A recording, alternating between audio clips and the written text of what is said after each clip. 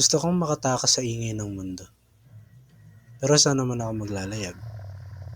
Handa na ba ako sa bagong landas na aking tatahakin? O dito na lang kaya ako sa aking kinalalagyan? Ako nga pala si Jinton, at samahan niyo ako sa walang kasiguraduhan na buhay dito sa mundo. Video to, mga lodi. Iilan lamang yan sa mga katanungan na patuloy kong hinahanapan ng sagot sa 19 na taon na paglalakbay ko dito sa lupa. Kung may pagkakataon, marami akong gustong balikan. Isa na doon ang aking pagkabata. Lumaki ako sa hirap, ngunit hindi ito naging hadlang sa kung ano ako ngayon. Marahil itinuturing ko na siyang stepping stone kumbaga.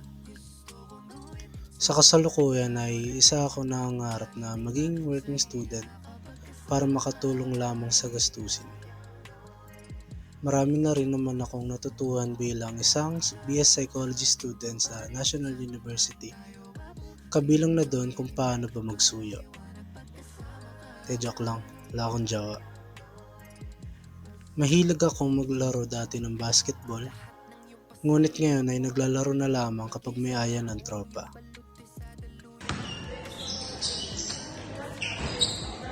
Matatagpuan mo rin ako na nagra-rides mag-isa. Kaya nga nila, sa mundong puno ng kalungkutan, rides ang kasagutan. Pero wala naman na ako masyadong pinagkakabalan sa buhay, lalo tumatanda na. Focus na lang muna sa sarili at goal na maging proud si mama at si papa.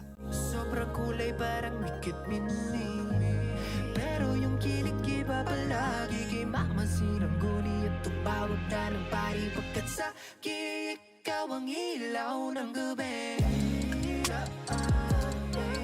Siguro nga no, na marahil hindi na tayo babalik sa dati. Pero hindi ito senyales ng pangamba. Masasampat, kayang-kaya nating lampasan ang lahat ng mga nangyayari. Mapupuntahan na natin ang mga gusto nating puntahan. Makikita na natin ang mga taong matagal na nating hindi nasisilayan. Ayun ako na, pag may nagtanong sa punta. Sabihin natin project lang. Diba anong pakaharap? Hindi, sabi na lang natin. Malalaman mo din balang araw. Blanco din akong katulad mo. Hindi ko alam kung kailan, kung paano, kung meron ba talagang plano. Pero, tiyak akong kaya natin to.